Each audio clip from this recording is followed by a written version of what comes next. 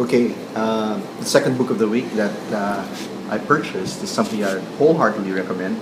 If you're a fan of Sandman and Vertigo, you're gonna love Dead Boy Detectives #1. If you recall, the Dead Boy Detectives first debuted in Sandman 25, and then later on in Children's Crusade, the first Vertigo ever crossover. Hey, did you read the Ed Brubaker one? No, Not yet. I missed that one. Dead Boy Detectives. No, I missed that one. The short one, right? It was a Yeah, short 4 story. issues. Yeah, Limited it was. series. It was.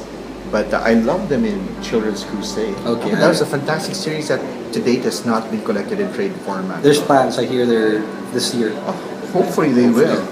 But essentially, Dead Boy Detectives is a story of two boys who were murdered in St. Hilarion's school. It's a school, and these two spirits refuse to go into the next world until they want to live a life as detectives and help people solve all these supernatural mysteries. And finally, they're given their due after Children's Crusade, beaten in Children's Crusade. So here, finally, with Toby Litt, Mark Buckingham, and Gary Erskine, they bring them to life. So there is life after Fables. No? Yeah, Mark Buckingham. Don't give up on But Mark he's Buckingham. still scripting at the same time. He's still drawing Fables. No? Yes, yeah, he is. but Yes, Fables he is is. winding down. Yeah, it's Hanggang winding down 150 na lang. to the 150th issue. Okay, So, So I think Mark Buckingham's preparing for life after Fables really by dude, he's doing more. in 2 years' time he'll be drawing the new Miracle Man, There you right, go. right. the gay man. Yeah. So in this book, the Roland and Charles, the two Dead Boy detectives, save this girl from death. But at the same time, this girl can actually see them. And then by some twist of fate, this girl decides to enroll in St. Hilarions, which is where these two boys went to school and where they were murdered.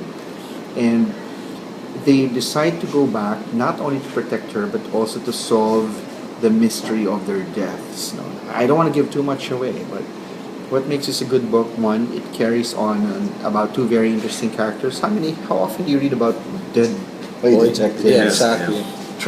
It's like Ghostbusters, Yeah, or even yeah. The Scooby Gang trying to resolve all Except these. this time they're actually dead. Yeah, they're actually dead. And they're really kids. They are They're kids. young, Yeah, so they you know, are kids. They just never aged. Yeah. Tsaka, yeah, they've never aged. Funny you should mention that, Jason, kasi in the very last panel, let me... Fairest. Ooh, they show the girl finally arriving at St. Hilarions, and then they meet the headmaster, who, according to the two boy detectives, has not aged a day.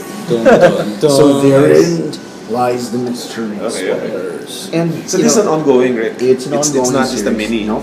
And check it out. It's got a gorgeous Mark Buckingham style.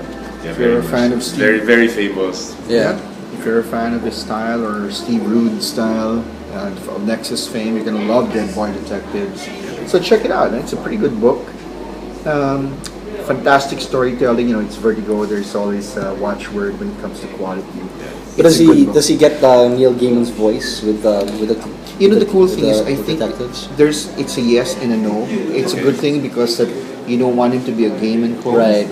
You want, but he's faithful to it. The dialogue is fantastic. The writing is fantastic, and the artwork is always top notch. So check it out. I really urge you. For those who are into indies like me, you want to check out Dead Boy Detectives #1. Good job, Rick. Nice.